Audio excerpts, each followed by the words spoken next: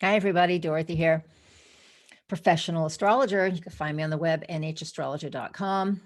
The written forecast is there, which is not exactly as what I'm going to talk about because right now I'm just ad libbing.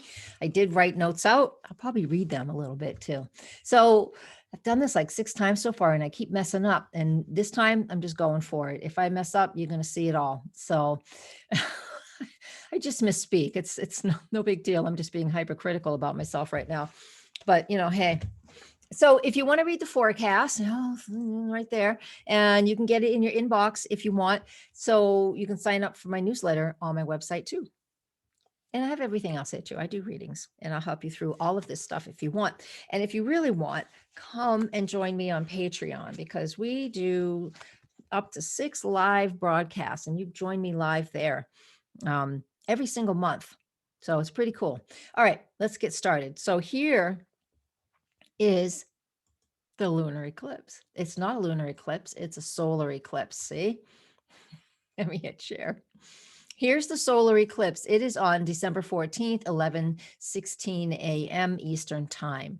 Now, if you're seeing this before before Monday the 14th, I need to slow down. I'm saying all the wrong words. If you're watching this before the 14th, we're in the waning lunar phase, right? And the moon is balsamic from Friday, Saturday, and Sunday before this eclipse. That means that is the period where we're releasing and letting go. We want to stay more present. You can plan for this eclipse and you can plan for your new moon rituals and your new moon goal setting and the magic that you love to do with this Sagittarius energy. That's no problem. But still do not implement anything until we get to this new moon. That's how this works.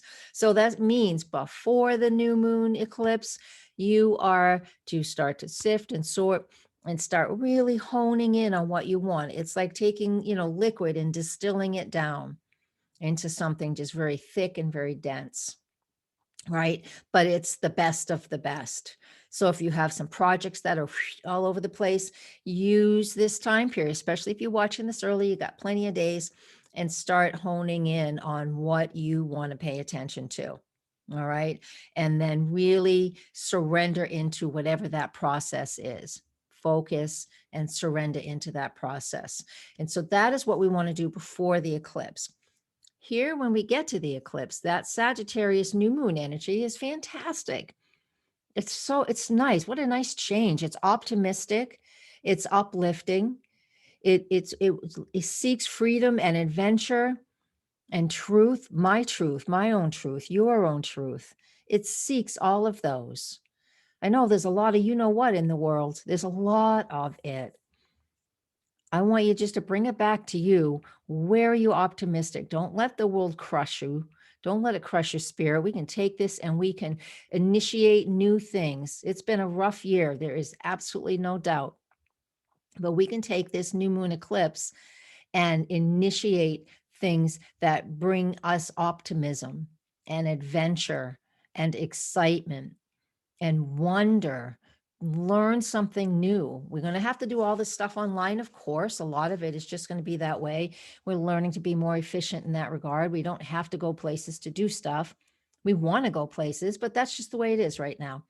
And we'll accept that for now because things will change eventually. And they're on the path to do that. So step into this with, the optimism of youth and the excitement of youth, right? Even if you are youthful, step into that. That's just so important that we do that because I love it. And I want us to not take ourselves so seriously right now. Just, we are limited in a lot of ways. Just kind of, it's like, okay, you can sit over there. I'm going to focus on this because this gives me joy. This is my truth. This is what's important to me. And I want to learn and explore and enjoy, have fun. So set goals with this new moon in Sag based off of those things, whether it's about discovering your truth or really totally embodying what your truth is. That's what you want to do with this, And if you've been putting off starting a class or being a teacher and getting online, now's the time to share that. Now's the time to start setting those goals so you can start doing that. at any time. And if you want to see where this is in your own chart, you just let me know, because I can help you out with that. So expand beyond what your current limitation is. It's the limitations in here. Okay. And in here. So let's expand beyond that. Let's really open that up. Beautiful, sweet Venus enters Sagittarius. What day is that? I'm going to look at my notes. Tuesday, the 15th. So she enters Sag, and that's just fantastic. So Venus is the lady of love and what we value and what is so important to us in Sagittarius. And again, that's what is my truth. So we have an opportunity here to really explore those things. We haven't had an eclipse in Sagittarius, new moon eclipse in Sag, since December 14th, 2001. And we had some serious stuff that hindered global travel back then, as we do right now. But we've grown beyond that, and now we know we can grow beyond this. All right, let me grab another chart. Let's see where we're at. We've got that one. And let me see, make sure I'm sharing the new chart. It looks like I am. Yes, good. Just making sure. Here's the moment that Saturn enters Aquarius, almost within a few minutes. So Saturn enters Aquarius. I'm off by just a minute or two in that software at 1:27 a.m. I have the wrong chart up. Wonder if I animate this, if you'll be able to see it. No, you will not. Let's go to the animated chart. So I'll put that up instead, because that was December 17th. And December 17th, see, I told you, you're going to just see all the boo-boos now, because I'm not going to stop. This is where Saturn enters Aquarius, and the moon is right there with it. It's just it's like, what? Not even a minute. Saturn. Oh, that's why I had a mistake, because I was looking at the moon. You guys, forgive me for being mistaken. It's not that. We are in our time zone. My time zone has Saturn in Aquarius on the 17th at 4 minutes after midnight. And then here is the moon entering and making its conjunction to Saturn for the first time in Aquarius. This is super significant. The moon, the first aspect that happens when a planet ingresses into a new sign is incredibly significant. I didn't write about this in the forecast because I didn't pay attention to it, but I am now. So when Saturn enters Aquarius, first off, we know that happened back in April, and we felt a lot of restrictions, March and April. We felt a ton of restrictions back then. And Saturn finally retrograded out and comes back in. So what are we going to do with this energy? The moon there, Saturn there, this is incredibly significant for Aquarian type things. So what does that mean? I had to hit pause. What does it mean? So the Saturn in Aquarius is, of course, Saturn is rules and boundaries, restrictions, the authority, our career success, our reputation, right?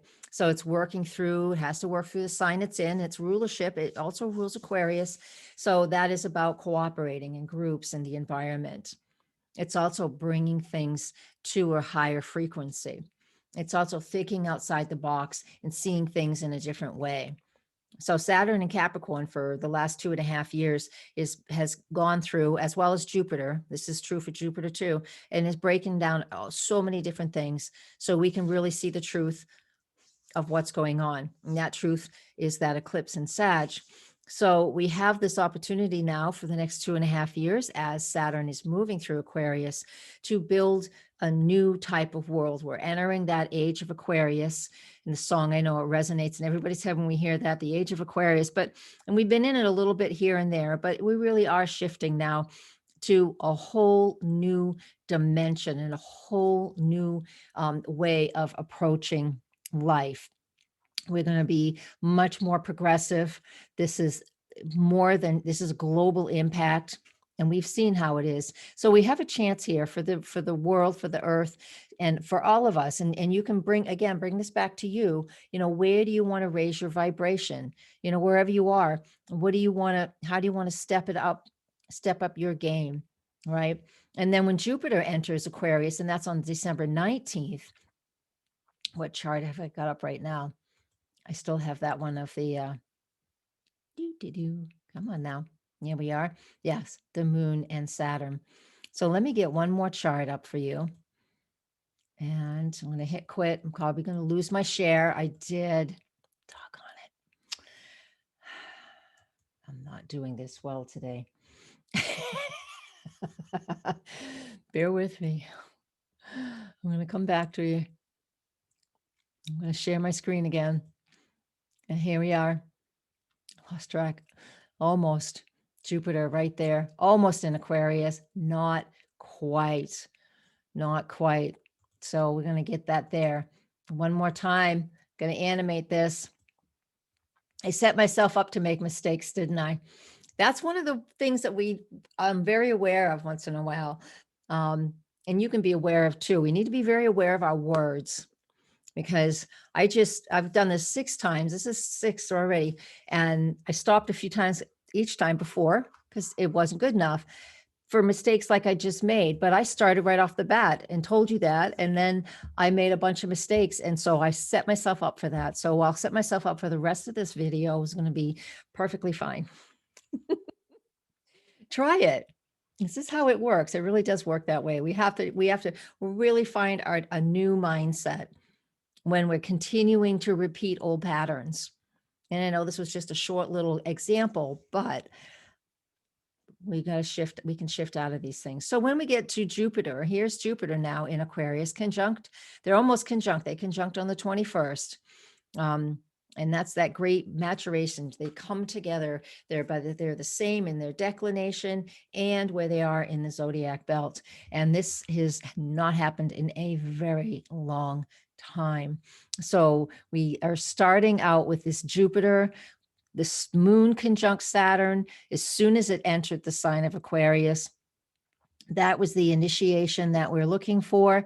And now that Jupiter is there as well, then we have this opportunity, and that's just a few days after. It'll take a whole month before the moon comes back around to connect with Jupiter. Point is, we have an opportunity here to really learn and expand more, really getting into the mind. And again, that air energy of Aquarius is, creative and inventive, and really thinking outside the box and really stepping up in such a unique way and shifting your perspective, really shifting that, because it's so important right now, because we are stuck in a rut. Who isn't somewhere in their life? Humanity certainly is as a whole. So we definitely need to figure out new ways to move beyond this 3D, this 3-dimensional world that we're in. I won't go too far into that. That's just the material world. And of course, we live in the material world. That's just where we live.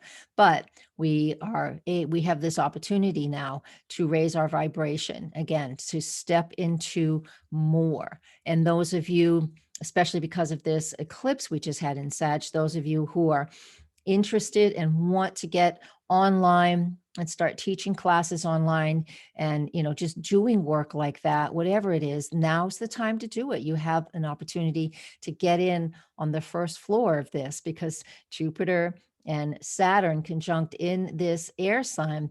They're going to be doing that for the next 20 years.